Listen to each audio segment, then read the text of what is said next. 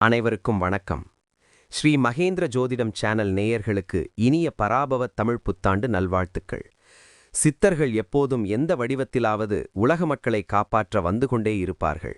அந்த வகையில் குருநாதர் மகேந்திர மாமுனியின் பேரருளின் உத்தரவால் சொல்லப்படும் பராபவ வருஷ ரிஷபராசி பலன் இது.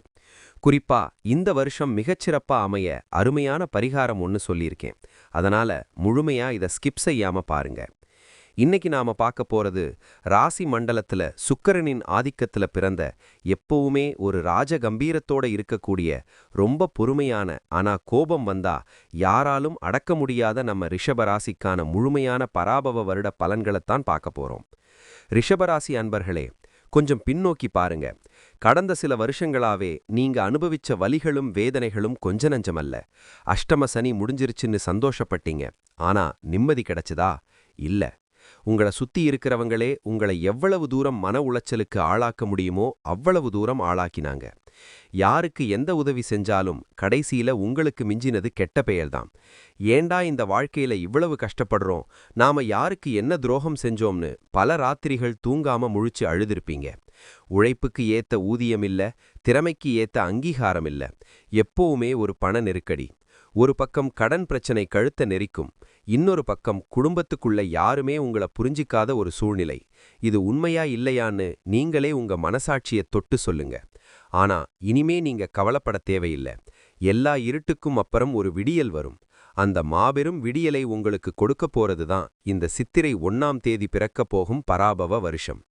பலன்களுக்குள்ள போறதுக்கு முன்னாடி நீங்க இன்னும் நம்ம சேனலை சப்ஸ்கிரைப் பண்ணலைன்னா இப்பவே அந்த சப்ஸ்கிரைப் பட்டனை அழுத்திட்டு பக்கத்துல இருக்கிற பெல் ஐகானையும் கிளிக் பண்ணிடுங்க.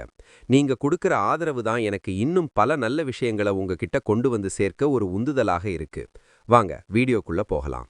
இந்த பராபவ வருஷத்துல கிரகநிலைகள் உங்களுக்கு எப்படி அமைய போகுதுன்னு பாத்தீங்கன்னா, உங்க ராசிக்கு 10ஆம் இடமான கர்மஸ்தானத்துல ராகு பகவானும், 4ஆம் இடமான சுகஸ்தானத்துல கேது பகவானும், 2ஆம் இடமான தன வாக்கு மற்றும் குடும்பஸ்தானத்துல குரு பகவானும், எல்லாவற்றுக்கும் மேலாக 11ஆம் இடமான லாபஸ்தானத்துல சனி பகவானும் சஞ்சரிக்கிறாங்க.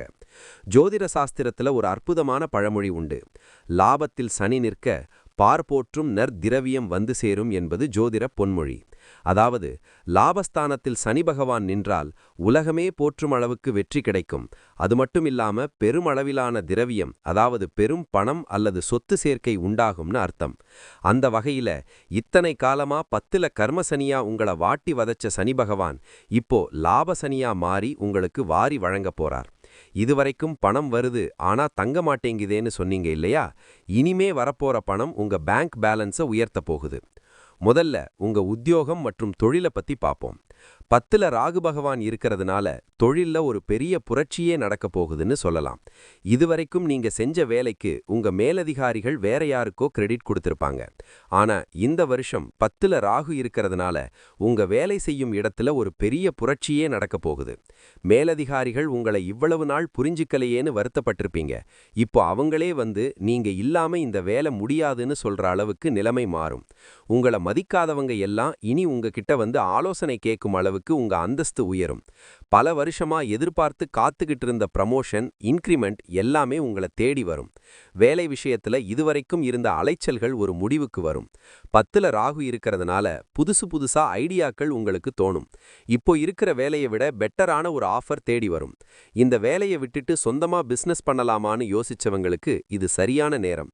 ஆனா ரொம்ப பெரிய ரிஸ்க் எடுக்காம ஸ்டெப் பை ஸ்டெப்பா செய்யலாம். அவசரப்படாம செஞ்சா வெற்றி நிச்சயம் உங்க பக்கம் இருக்கும். சொந்த தொழில் செய்யற ரிஷபராசி அன்பர்களுக்கு இது ஒரு பொற்காலம். முடங்கி கிடந்த வியாபாரம் சூடு பிடிக்கும். புதுசா தொழிலை விரிவுபடுத்த நினைச்சவங்க தைரியமாக இறங்கலாம். உங்களை ஏமாற்ற நினைத்த எதிரிகள் எல்லாம் தானாகவே விலகி ஓடுவாங்க. அந்த அளவுக்கு உங்களோட ஆளுமை திறன் இந்த வருஷம் அபாரமாக இருக்கும். பண விஷயத்தை பொறுத்தவரையில 2ஆம் இடத்துல குரு பகவான் சஞ்சரிக்கிறது ஒரு மிகப்பெரிய வரப்பிரசாதம். இதுவரைக்கும் உங்க கைக்கு வரவேண்டிய நியாயமான பணம் கூட பல தடங்களை சந்திச்சு வந்திருக்கும். ஆனா இனிமே பண வரவுக்கு பல வழிகள் திறக்கும். பல வருஷமா அடைக்க முடியாம இருந்த பழைய கடன்களை எல்லாம் கொஞ்சம் கொஞ்சமா அடைச்சி முடிப்பீங்க. திடீர் பண வரவு உண்டாகும். குறிப்பா வண்டி வாகனம் வாங்கணும், சொந்த வீடு கட்டணும்னு கனவு கண்டுகிட்டு இருந்தவங்களுக்கு இந்த வருஷம் அந்த கனவு நிஜமாக போகுது. பூர்வீக சொத்து பிரச்சனைகள் உங்களுக்கு சாதகமாக முடியும். குடும்ப வாழ்க்கையில இதுவரைக்கும் இருந்த கசப்புகள் நீங்கி ஒரு இனிமையான சூழல் உருவாகும்.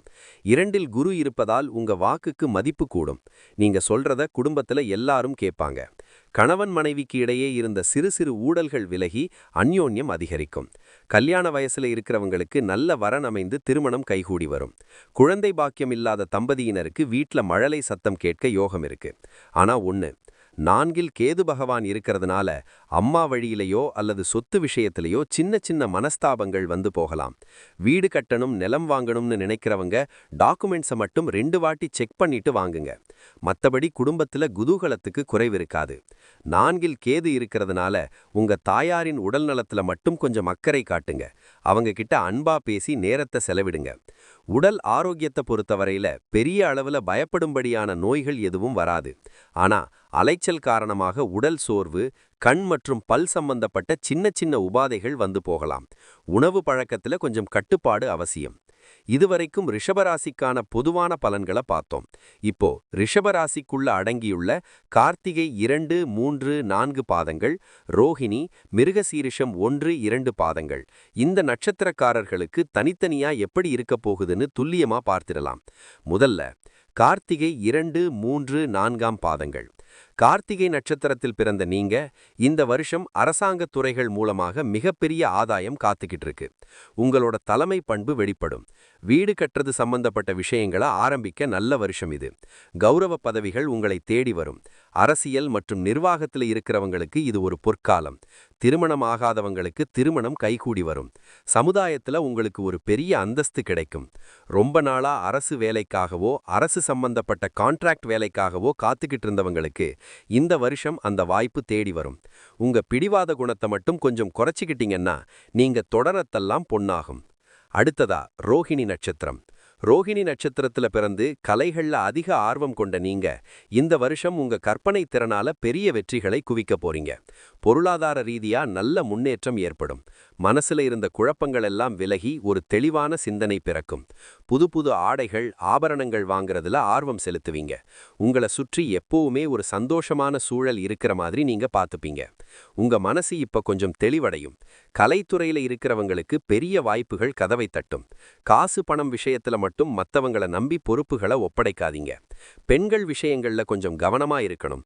இல்லனா தேவையில்லாத சில சிக்கல்கள் உருவாக வாய்ப்பிருக்கு. வெளிநாடு செல்ல முயற்சி பண்றவங்களுக்கு இந்த வருஷம் வீசா கிடைச்சு பயணம் இனிதே நடக்கும். மிருகசீரிஷம் 1, 2 பாதங்கள். மிருகசீரிஷ நட்சத்திர அன்பர்களே, நீங்க இயற்கையாவே ரொம்ப தைரியசாலியான நீங்க இந்த வருஷம் இன்னும் பல மடங்கு வேகத்தோட செயல்படுவீங்க. ரியல் எஸ்டேட், கட்டிடக்கலை, போலீஸ், இராணுவம் போன்ற துறைகள்ல இருக்கிறவங்களுக்கு பதவி உயர்வும் சன்மானமும் கிடைக்கும். உங்கள் உடன் பிறந்த சகோதர சகோதரிகளால் உங்களுக்கு நல்ல லாபம் கிடைக்கும். திருமணம் கைகூடி வரும். தாய் வழி உறவினர்களால சில சங்கடங்கள் ஏற்பட வாய்ப்புண்டு. பொருளாதாரத்தை பொறுத்தவரையில நல்ல முன்னேற்றம் இருக்கும். குழந்தை பாக்கியம் இல்லாதவங்களுக்கு குழந்தை பாக்கியம் கிடைக்கும். ஆனா கோபத்துல வார்த்தைகளை மட்டும் கொஞ்சம் கவனமாக பயன்படுத்துங்க. அது ஒண்ணுதான் நீங்க கவனமா இருக்க வேண்டிய விஷயம். ரிஷபராசி அன்பர்களே, இந்த பராபவ வருடம் உங்க வாழ்க்கையில பல நல்ல மாற்றங்களை கொடுக்க போகுது. இந்த நற்பலன்கள் எல்லாம் இன்னும் முழுமையாக உங்களுக்கு கிடைக்கணும்னா நீங்க செய்ய வேண்டிய முக்கியமான ஒரு பரிகாரம் இருக்கு. வெள்ளிக்கிழமை தோறும் காமாட்சி அம்மனுக்கு நெய் தீபம் ஏற்றி வழிபாடு தொடர்ந்து மறக்காம செய்யுங்க. 11இல் சனி இருக்கிறதுனால ஏழை கன்னி பெண்ணுக்கு அவங்களுக்கு தேவைப்படக்கூடிய உங்களால முடிஞ்ச உதவிகளை செய்யுங்க. முடிஞ்சா மாசத்துல ஒரு நாள் பசுமாட்டுக்கு அகத்திக்கீரை கொடுங்க. குறிப்பா ஏகாதேசி அன்னைக்கு கொடுப்பது மிகச் சிறப்பான நற்பலன்கள் தரும். இந்த மாதிரி சின்ன சின்ன தர்மங்கள் உங்களோட கர்ம வினைகளை தீர்த்து உங்களை மிகப்பெரிய உயரத்துக்கு கொண்டு செல்லும்.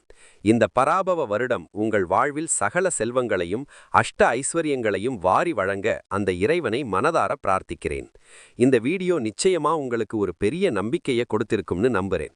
உங்களோட நண்பர்கள், உறவினர்கள் யாராவது ரிஷபராசியில இருந்தாங்கன்னா அவங்களுக்கும் இந்த வீடியோவை மறக்காம ஷேர் பண்ணுங்க. அடுத்ததா மிதுன ராசிக்கான பலன்களோட உங்களை சந்திக்கிறேன். அதை தவறவிடாம பார்க்க இப்பவே நம்ம ஸ்ரீ மகேந்திர ஜோதிடம் சேனலை சப்ஸ்கிரைப் செஞ்சிடுங்க. இந்த வீடியோ பிடிச்சிருந்தா ஒரு லைக் பண்ணுங்க. நன்றி, வணக்கம்.